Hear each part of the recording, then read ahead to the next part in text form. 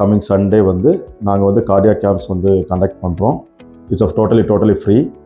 அந்த கார்டியாக் கேம்பில் வந்து மெயின்லி இசிஜி அண்ட் எக்கோ வந்து ஃப்ரீ ஆஃப் காஸ்ட்லேயே பண்ணிக்கிட்டுறோம். மோஸ்ட் ஆஃப் 60% to 70% மேலே வந்து கார்டியாக் ப்ராப்ளம்ஸ் வந்து இருக்குது எல்லாருக்குமே. ஸோ இப்போ இசிஜி எடுத்துக்கிட்டால் ஒரு பெயின்லெஸ் எலக்ட்ரிக்கல் இம்பல்ஸ் மாதிரி வந்து நம்ம ஹார்ட்டுக்கு கண்டக்ட் பண்ணி மேற்கொண்டு வர அந்த கார்டியாக்னுடைய விளைவுகளை வந்து முன்கூட்டியே வந்து லைக் ஏர்லி ஸ்டேஜ் டிடெக்ஷன் அப்படின்னு சொல்லுவோம்.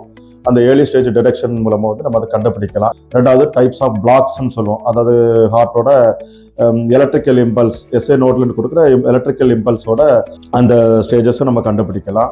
எக்கோன்னு பொறுத்த வரைக்கும் இட்ஸ் அன் இமேஜிங், அதாவது லைவ் இமேஜிங் சொல்லுவோம். ஸோ ஹார்ட்டோட மசில்ஸாக இருக்கட்டும், இல்லை அதோட சாம்பர்ஸாக இருக்கட்டும், இல்லை அதோட எஜெக்ஷன் ஃப்ராக்ஷன், அதாவது ஹார்ட் வந்து வெளியே கொண்டு போகிற பிளட்டினுடைய அளவாக இருக்கட்டும். ஸோ எந்த அளவுன்னு கண்டுபிடிக்கலாம்.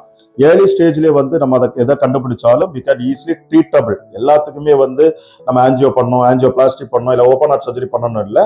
ஃபர்ஸ்ட் இந்த அரிய வாய்ப்பை வந்து மக்கள் வந்து பிரயோஜனப்படுத்திடுங்க.